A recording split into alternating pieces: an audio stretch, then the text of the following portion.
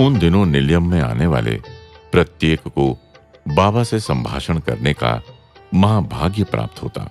इस एकांत दर्शन के लिए सामने बरामदे के पास एक कमरा तय किया गया।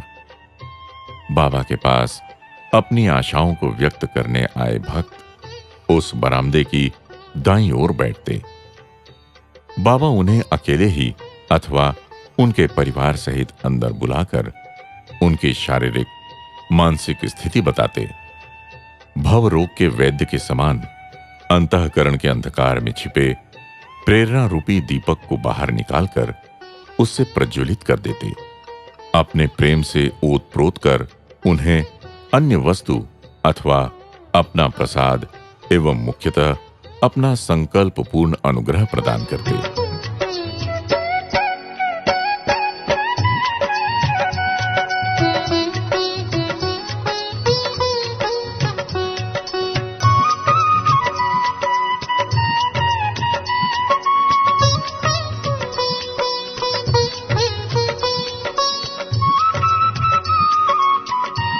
बाबा के अपार ज्ञान, अपरिमित शक्ति, अतुलनीय करुणा को देखकर उनसे विदाई लेना असह्य होने पर हर्ष व आनंद के आंसू से भरे नेत्रों को खोलने में असमर्थ हो मूंदी आंखें लेकर ही भक्त बाहर निकलते।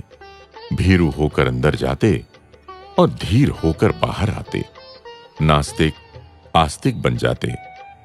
अपाहिज सशक्त होकर देहरी से बाहर स्वयं ही पैदल चलकर आते। बाबा का दिया हुआ प्रेम की ऊर्जा से भरा नया उत्साह सबको चेतना प्रदान करता। ये ऐसे अनुभव हैं जिनका वर्णन नहीं किया जा सकता। प्रार्थना मंदिर में दोनों समय भजन का एक अपूर्व आनंद प्राप्त होता। अपूर्व एकाग्रता, श्रद्धा, राग ताल का मधुर मिलन, हृदय की गहराई से उमड़ कर आता हुआ भक्ति भाव बड़ा ही दुर्लभ अनुभव है। अयोध्या विहारी श्री राम राम राम।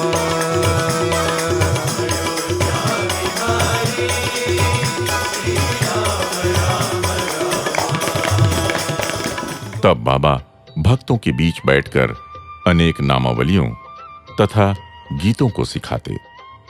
बाबा कहते हैं कि पिता के पीएचडी होने पर भी संतान को अक्षरमाला सिखाते समय एबीसीडी लिखकर ही सिखाना पड़ता है। ये देखकर ये कहना कि पिता अक्षरमाला सीख रहे हैं अनुचित होगा।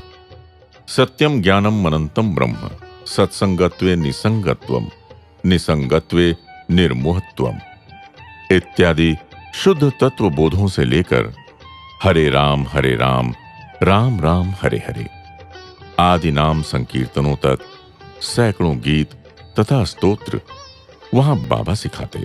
शिव, केशव, लक्ष्मी, विट्ठल, दुर्गा, वेंकटेश, राम, कृष्ण सबके स्तोत्रों तथा मीरा, भद्राचल, रामदास, त्यागराज, सूरदास, कबीर, तुलसी आदि सभी की कृतियों को वहां मान्यता प्राप्त थी और तमिल, तेलुगु, हिंदी, संस्कृत, कन्नड़, मराठी आदि सब भाषाओं का स्वागत था।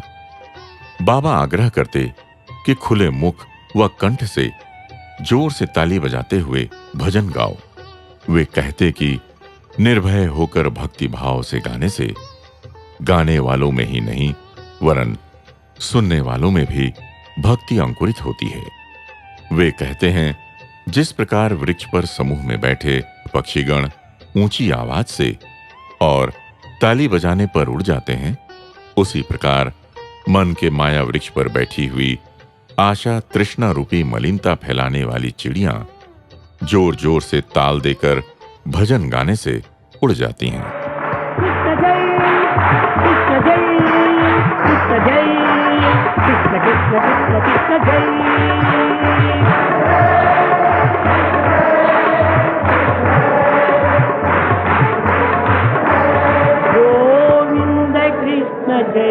गोपाल कृष्ण जय, गोपाल बाल बाल राधा कृष्ण जय।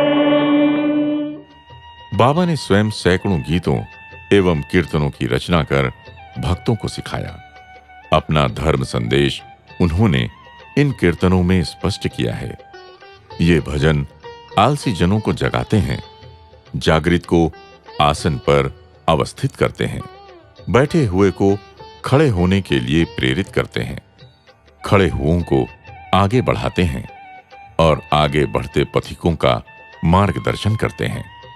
सत्य, धर्म, शांति व प्रेम के आधार से ही अपनी नित्य जीवन यात्रा पूर्ण करो।